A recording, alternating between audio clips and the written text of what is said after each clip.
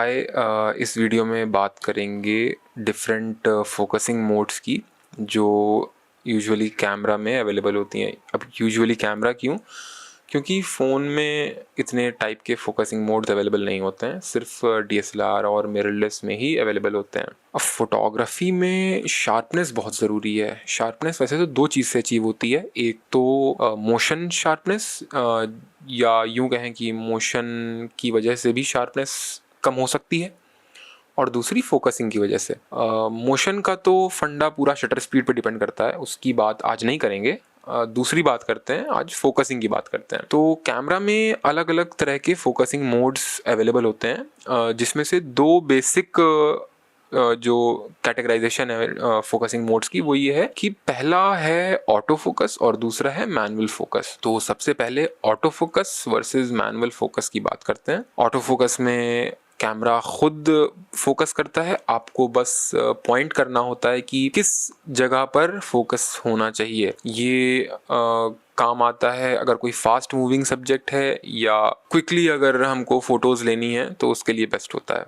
Manual focus के लिए जो लेंस के ऊपर एक रिंग होता है उसको टर्न करके, उसको घुमा के हमको फोकस करना पड़ता है, जो कि थोड़ा सा बिगनर फ्रेंडली कम है। यानी कि आपको थोड़ा प्रैक्टिस चाहिए होगी, पेशेंस चाहिए होगा इस चीज़ को अच्छे से कर पाने के लिए। और मैनुअल फोकसिंग ज़्यादातर मैक्रो फोटोग्राफी में या फिर लो लाइट फोटोग्राफी में यूज़ होती है, या फिर अगर कोई स्टिल पोर्ट्रेट शूट है इंडोर्स में तो उसमें भी हम यूज़ कर लेते हैं, बट प्रेफर ऑटो फोकस ही किया जाता है ऑब्वियसली। अब देखिए, मैनुअल फोकस तो मैनुअल फोकस होता है, उसमें उसके अंदर कोई कैटेगराइजेशन नहीं है, कोई अलग अलग ब्रांचेस नहीं है। लेकिन ऑटो फोकस बहुत तरह के होते हैं। ऑटो फोकस के जो टाइप्स हैं उसके भी टाइप्स हैं। अभी धीरे धीरे हम एक्सप्लेन करते हैं कैसे क्या है, अभी पता चल जाएगा सब। तो ऑटो फोकस बेसिकली डिवाइडेड है दो अलग अलग टाइप्स में। पहला है सिंगल पॉइंट ऑटो फोकस और दूसरा है continuous auto focus. Single point auto focus में हम एक बार अगर फोकस सेट कर दिए कहीं पे तो वहीं पे फोकस सेट रहेगा, शिफ्ट नहीं होगा फोकस। तो इस वक्त जो हम यूज़ कर रहे हैं वो है कॉन्टिन्यूअस ऑटो फोकस। देखिए, एक सिंगल क्लिक किया मैंने अपने हाथ पे और जैसे जैसे हाथ पीछे आएगा वो वापस पीछे आता जाएगा फोकसिंग पॉइंट भी। इसका मतलब ये कॉन्टिन्यूअस ऑटो फोकस है। सिंगल पॉइंट ऑटो फोकस में क्या होता है कि अगर हम हाथ एक बार टैप करके अगर पीछे लाते तो हाथ मेरा आउट ऑफ फोकस हो जाता। ऑटो फोकस ही है दोनों, लेकिन अलग अलग तरह से काम करता है। तो अभी ये बताना मेरे ख्याल से ज़रूरी नहीं है कि कॉन्टिन्यूअस कहाँ यूज़ होगा और सिंगल पॉइंट कहाँ यूज़ होगा। ऑब्वियसली जो मूविंग सब्जेक्ट जहाँ भी होगा, चाहे वो स्पोर्ट्स हो चाहे वाइल्ड लाइफ हो, वहाँ कॉन्टिन्यूअस ऑटो फोकस यूज़ होगा। स्ट्रीट्स में या ज़्यादातर ऐसी बच्चों की अगर फोटोज़ खींच रहे हैं तो कॉन्टिन्यूअस, नहीं तो सिंगल पॉइंट अगर स्टिल सब्जेक्ट है तो। ऑटो फोकसिंग में भी चाहे वो कॉन्टिन्यूअस हो चाहे सिंगल ऑटो फोकस हो, उसमें एरिया मोड्स होते हैं, यानी कि कितने एरिया पे वो ऑटो फोकस करेगा। अगर हम बेसिक जो टाइप्स होते हैं जो हर कैमरा में मिल जाएंगे वो है सिंगल पॉइंट, जोन और डायनेमिक।